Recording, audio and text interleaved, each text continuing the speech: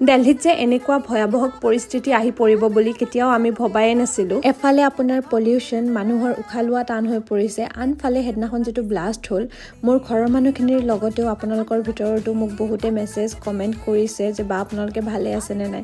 আমি ভালে আছোঁ বাৰু। এই ঘটনাটো হোৱাৰ দুদিন আগত আমি ৰেড ফৰ্ট ঘূৰিব গৈছিলোঁ। আপোনালোকে যদি মোৰ ব্লগ চাই আছে তেতিয়াহ'লে গম পাইছে। নিউজটো পোৱাৰ পিছত মোৰ যে মনটো কেনেকুৱা লাগিছে মই সেইটো কৈ পেলাই বুজাব নোৱাৰিম। বাৰু যোনে যোনে আমাৰ দৰে ঘৰৰ পৰা দূৰত আছে ভালদৰে থাকিব, ষ্টে ছেফ। যিহেতু আইৰা ৰাতিপুৱা অকণমান দেৰিকৈ উঠে, এওঁ আৰু মই মিলি পেলাই ব্ৰেকফাষ্ট লাঞ্চ একেলগে ৰেডি কৰি লওঁ, কাৰণ তাই উঠাৰ পিছত মোৰ পিছে পিছে ঘূৰি থাকে, কাৰণ এওঁতো অফিচলৈকে গুচি যায়, তাই অকলে থাকি যায় সেইটো কাৰণত। আৰু তাইক মই আজি ব্ৰেকফাষ্টটো তলতে কৰাই আনিলোঁ, তাৰপিছত আহি পেলাই তাইক গা পা ধুৱাই মই টোপনি লগাই দিছোঁ, আৰু এতিয়া মই ডিনাৰ ৰেডি কৰি আছোঁ। আৰু তাই শুই থাকোঁতে মই ডিনাৰ যিমান যি কাম থাকে চব কৰি লওঁ, কাৰণ তাই উঠাৰ পিছত আকৌ তাইক টাইম দিব লাগে, নহ'লে তাই বিৰাট আমনি কৰে।